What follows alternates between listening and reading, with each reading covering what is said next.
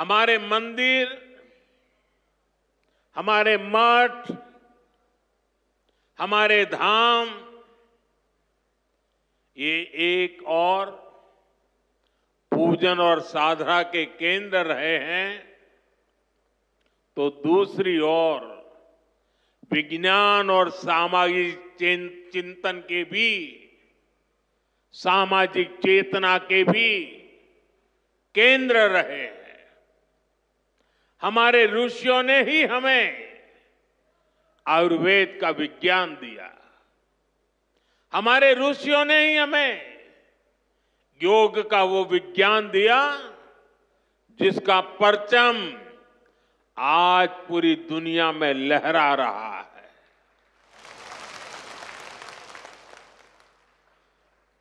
हमारी तो मान्यता ही है, परहित सरिस धर्म नहीं भाई, अर्थात दूसरों की सेवा, दूसरों की पीड़ा का निवारण ही धर्म है।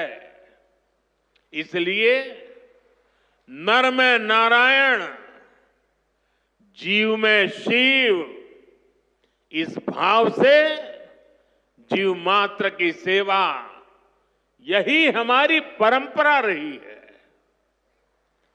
आजकल हम देख रहे हैं महाकुंभ की हर तरफ चर्चा हो रही है। महाकुंभ अब पूर्णता की ओर है। अब तक करोड़ों लोग वहां पहुंच चुके हैं। करोड़ों लोगों ने आस्था की डुबकी लगाई है, संतों के दर्शन किए हैं। अगर इस महाकुंभ की तरफ नजर करें तो सहज भाव उड़ जाता है, ये एकता का महाकुंभ है। आने वाली सदियों तक 144 वर्ष के बाद हुआ ये महाकुंभ एकता के महाकुंभ के रूप से प्रेरणा देता रहेगा और देश की एकता को मजबूती देने का अमृत परोसता रहेगा। लोग सेवा भाव से लगे हुए, जो भी कुंभ में गया है एकता के दर्शन तो किए ही हैं, लेकिन जिन जिन से मेरा मिलना हुआ है, दो बातें महाकुंभ में गए हुए हर व्यक्ति के मुंह से हिंदुस्तान के कोने कोने में सुनाई देती है। एक, वे जी भर करके स्वच्छता कर्मियों की उनके गुणगान करते हैं। 24 घंटे जिस सेवा भाव से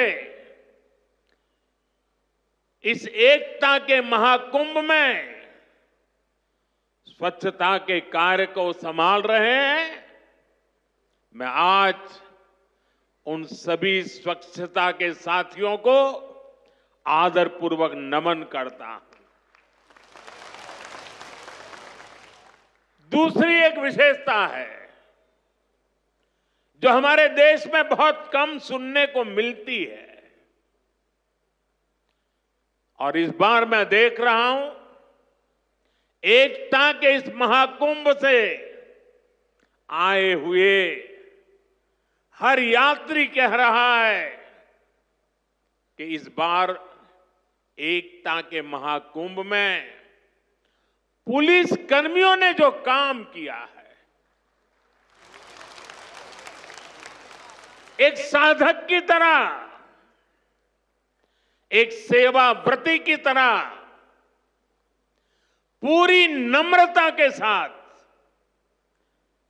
देश के कोटि कोटि जनों को संभालना इस एकता के महाकुंभ में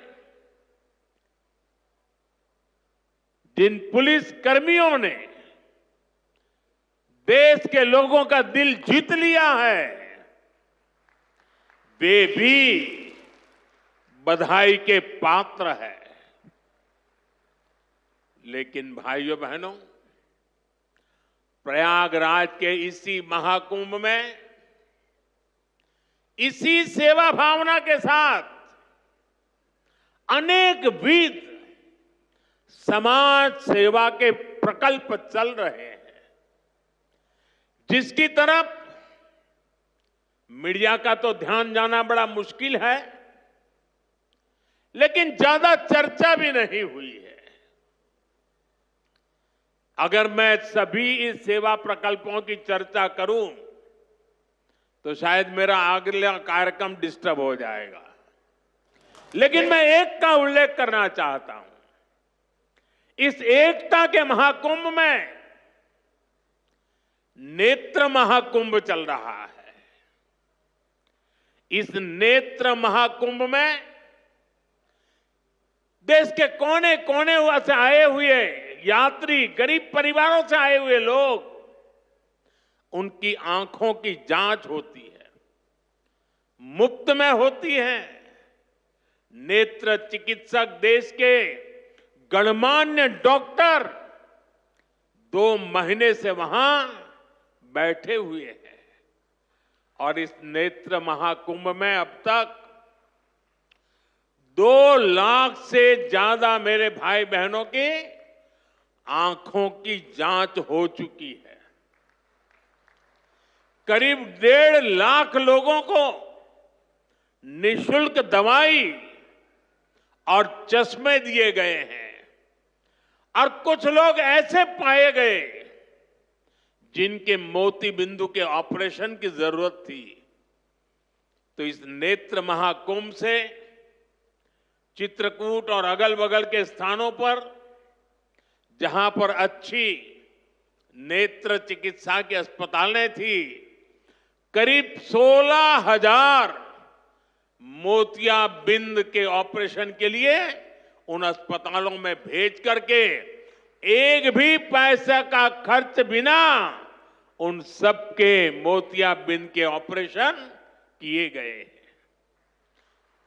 ऐसे कितने ही अनुष्ठान इस एकता के महाकुंभ में चल रहे हैं। भाइयों बहनों, ये सब कौन कर रहा है? हमारे साधु संतों के मार्गदर्शन में हजारों डॉक्टर्स, हजारों स्वयंसेवक स्वतः स्फूर्त भाव से, समर्पित भाव से, सेवा भाव से इसमें लगे हुए हैं। जो लोग एकता के इस महाकुंभ में जा रहे हैं, वो इन प्रयासों की सराहना कर रहे हैं।